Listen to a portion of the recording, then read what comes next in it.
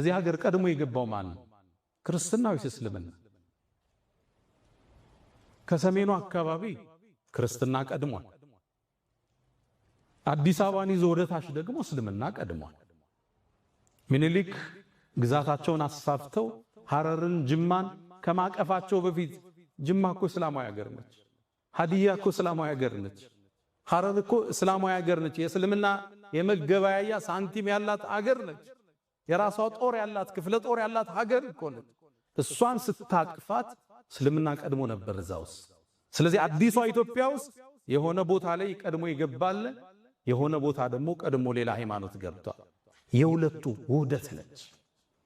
የሚያዋጣን አንድ ነገር ብቻ ነው፣ መደመር፣ መሰላሰል፣ መሰባጠር፣ አብሮ መጓዝ፣ መጣመር ብቻ።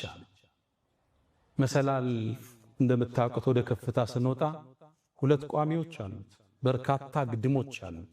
መሰላል ከዚህ ነው የሚሰራው።